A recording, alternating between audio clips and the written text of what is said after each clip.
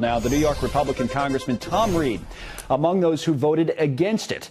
He joins us now. Quite a day, Congressman. We're looking at the president who was thinking, he said, about a veto, but he signed it. Your thoughts?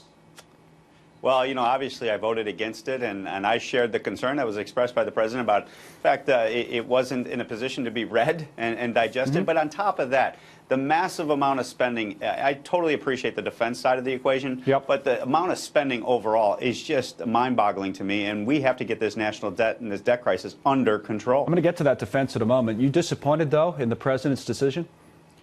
Well, obviously I understand where he's at. He was in a very difficult situation, shutting down the government versus signing that bill. It's incumbent upon us in Congress to lead on this issue, and I appreciate the president sending the message we need to do better in Congress, and that's where I'm hopeful the next go around. He used the argument, to your point, that he had basically no choice if he wanted to get the money for the military than to sign this. Take a listen. While we're very disappointed in the 1.3 trillion, nobody more disappointed than me because the number is so large. It'll start coming down. We had no choice but to fund our military because we have to have, by far, the strongest military in the world. I was down in Washington all week, and I heard Paul Ryan make that same exact argument a number of times. So it's the idea, Congressman, that I guess you're never going to get a chance like this again if you don't sign this. Is there something to that you would never get a chance to have this type of an increase for military spending?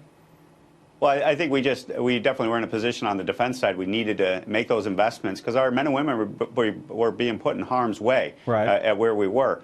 But at the end of the day, it shows exactly what was negotiated here. They went more on the defense side in order to get the non-defense number where they needed, because they needed those 10 Democrats, plus or minus, to come over to support this bill. That's why going to 51 votes in the Senate, at least on the appropriation, the spending bills, to me is a reform the Senate should strongly consider, at least going down that path, maybe not blowing it up for everything, but at least for the appropriation spending bills. Right.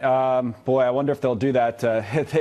It doesn't seem like there's any kind of movement, right, to go in that direction. No, it doesn't. It's been very clear to us that they don't want to change that threshold. The Senate wants to continue that archaic rule. But that's up to the Senate to decide. All I can do is vote my conscience, which was a no. This debt crisis is upon us. We need to get this spending under control. And if we don't, our children and grandchildren are going to be saddled with such debt, and this country is threatened by this debt crisis today, not quick tomorrow. Political it's going question off as we speak. Congressman, on this, I know like you say, you voted your conscience and voted no, but how worried are you about the midterms at this point and the blowback from a bill like this, the effect it could have on Republicans?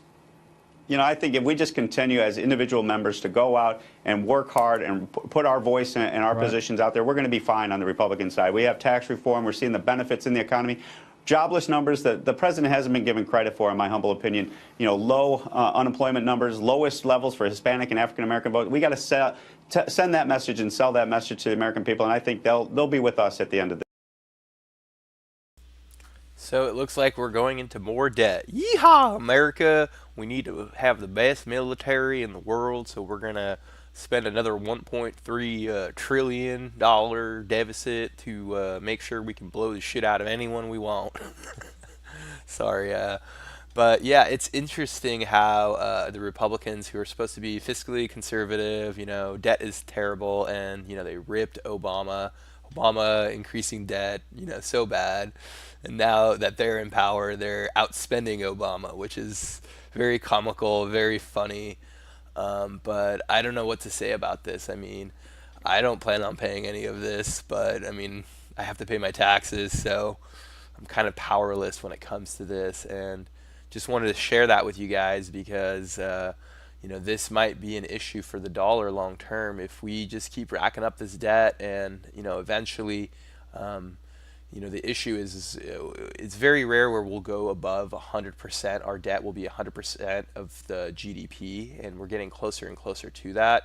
And as we load on more debt, obviously the interest rate will technically go up, or could go up, due to the risk, and the cost of borrowing will go up, and what effect it will have on the market, what effect will it have for the people that are alive to do this. It's funny because we have a bunch of really old people passing all these bills and increasing the debt, and they could care less. They're going to be dead or they're going to be out of office in 10, 15 years, so it doesn't really matter for them. It's the future that has to inherit this BS. So it's really interesting. Your comments and your opinions would be great. I don't know what you guys think about this. And obviously, like I said, for this channel, I want to cover as much cryptocurrency news as I can. And it seems right now that most of the news is just focused on Trump and this debt issue and the trade war. So I'm going to cover it a little bit, get other people's opinions, how it ties into cryptocurrency.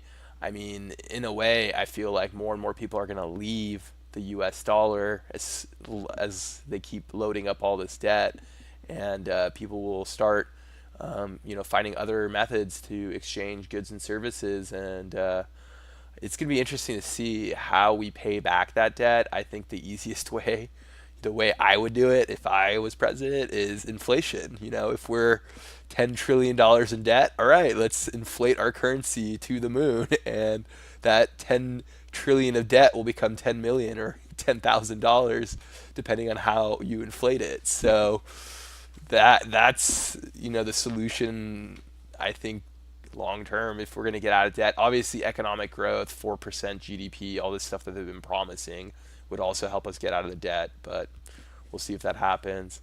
But thank you very much for watching, and let me know what you guys think, and I will talk to you soon.